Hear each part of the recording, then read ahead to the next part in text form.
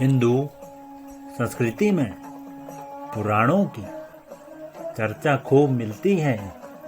इन्हीं पुराणों में से एक है महाशिव पुराण। तो क्या है इस पुराण में सिर्फ कहानियाँ या कहानियों के जरिए कुछ और बताने की कोशिश की गई है। जिस विशाल खालीपन को हम शिव कहते हैं वह सीमाहीन है, शाश्वत है, मगर क्योंकि इंसान इस बोध और आकार तक सीमित होता है, इसलिए हमारी संस्कृति में शिव के लिए बहुत तरह के रूपों की कल्पना की गई है। गूढ़ समझ से परे ईश्वर मंगलकारी शंभु बहुत नादान, भोले, वेदे, शास्त्रों और तंत्रों के महान गुरु और शिक्षक, दक्षिण मूर्ति, आसानी से माफ कर देने वाले आशुतोष, सृष्टा है, रक्त से भरे भैरव, संपूर्ण रूप से स्थिर अचलेश्वर, सबसे जादुई नर्तक नटराज आदि। यानी जीवन के जितने पहलू हैं उतने ही पहलू शिव के बताए गए हैं। आमतौर पर दुनिया के ज़्यादातर हिस्सों में जिस चीज़ को लोग देवी या ईश्वरीय शक्ति मानते हैं उससे अच्छा ही दर्शाया जाता है।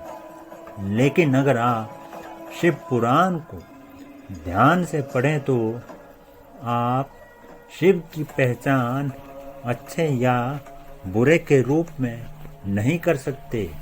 वह सब कुछ है, वह सबसे बदसूरत है, वह सबसे खूबसूरत भी है, वह सबसे अच्छे और सबसे बुरे भी हैं, वह सबसे अनुशासित भी हैं, मगर यक्कड़ भी हैं।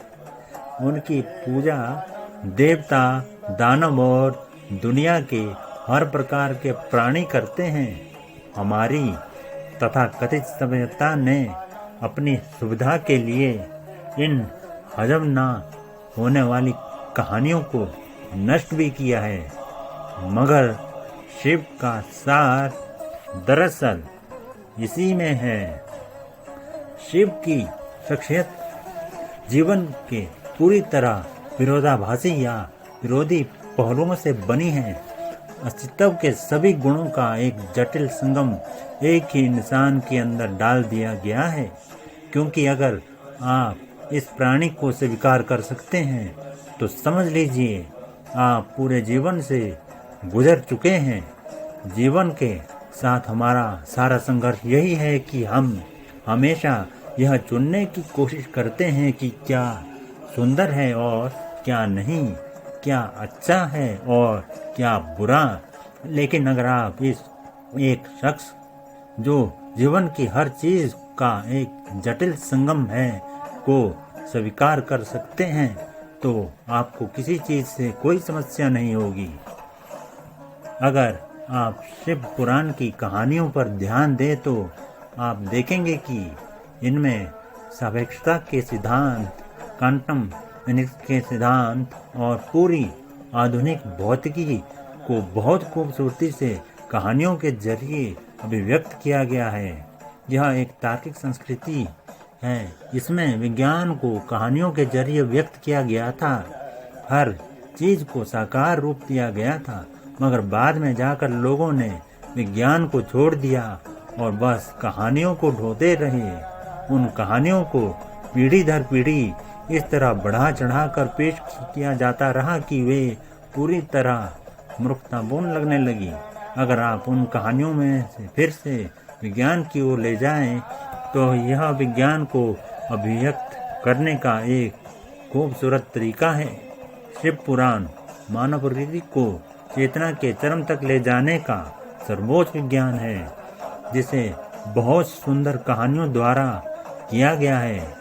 योग को एक विज्ञान के रूप में व्यक्त किया गया है जिसमें कहानियां नहीं, लेकिन अगर आप गहन अर्थों से उस पर ध्यान दें तो योग और शिव पुराण को अलग नहीं किया जा सकता। एक उनके लिए है जो कहानियाँ पसंद करते हैं, तो दूसरा उनके लिए है जो हर चीज़ को विज्ञान की नज़र से देखना चाहते हैं। मगर दोनों के लिए मूलभूत तत्व एक ही है। आजकल वैज्ञानिक आधुनिक शिक्षा की प्रकृति पर बहुत शोध कर रहे हैं। एक चीज़ यही कह जा सकती है कि अगर कोई बच्चा 20 साल की औपचारिक शिक्षा प्राप्त करने के बाद व्यवहारिक दुनिया में प्रवेश करता है तो उसकी बुद्धि का एक बड़ा हिस्सा नष्ट हो जाता है, जिसे वापस ठीक नहीं किया जा सकता।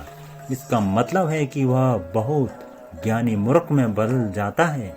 वैज्ञानिकों का कहना है कि शिक्षा देने का एक बेहतर तरीका है उसे कहानियों या नाटक के रूप में प्रदान करना। इस दिशा में थोड़ी बहुत कोशिश की गई है, मगर दुनिया में ज़्यादातर शिक्षा काफ़ी हद तक निषेधात्मक रही। जानकारी का विशाल भंडार आपकी बुद्धि को दबा देता है जब तक कि वह एक खास रूप में आपको ना दिया जाए। हर हर महादेव।